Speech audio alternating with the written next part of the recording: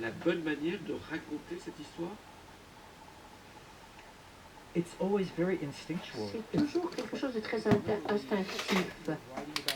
On écrit sur telle et telle chose, puis après on se demande comment on va construire le sujet, et tout à coup les choses s'éclaircissent.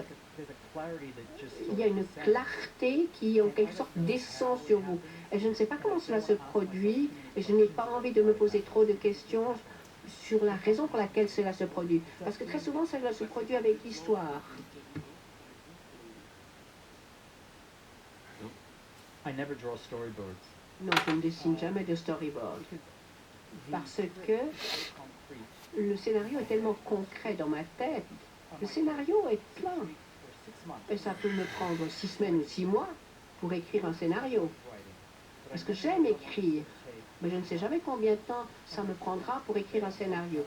Peut-être que je passerai une journée sur un paragraphe, ou peut-être que j'écrirai 2 pages en un jour, ou bien je n'arriverai à rien écrire en une journée. Je ne peux pas vous dire à l'avance.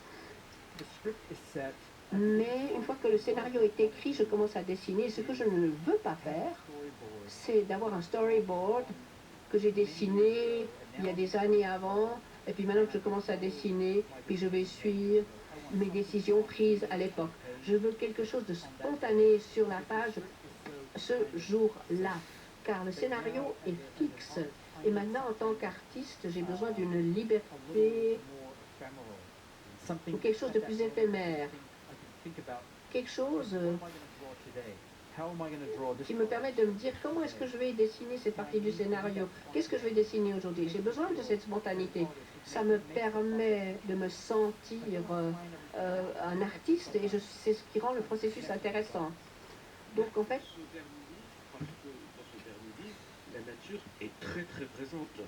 C'est-à-dire comment elle a été présente dans votre scénario? Est-ce que vous écriviez qu'il fallait montrer à ce moment-là telle nature, tel animaux?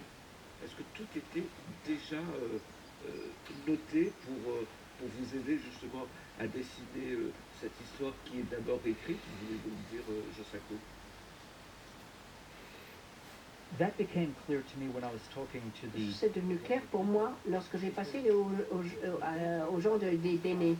Lorsqu'ils ont parlé du contraste entre eux-mêmes et l'Occident, la façon dont ils conçoivent la Terre, ils disent la Terre ne nous appartient pas, c'est la Terre, nous appartenons à la Terre. Et ils se considèrent toujours comme des gens de la Terre. Et cette séparation de la Terre qui les gêne le plus. Et ils essayent de réapprendre ce qu'est la Terre, de vivre sur la Terre. Ils essayent de réapprendre toutes les choses qu'ils faisaient autrefois. Et dès l'entrée, il était très clair pour moi quelle était l'importance de la Terre et que la Terre allait devenir un personnage du livre. On veut montrer la Terre. C'est l'une des choses qui a le plus de côté dramatique dans un endroit tel que c'est des espaces très vastes. C'est comme si on avait mis l'Espagne et la France ensemble. C'est des territoires énormes avec très peu de gens qui y vivent. Donc cette terre doit être présente. Très bien à quel point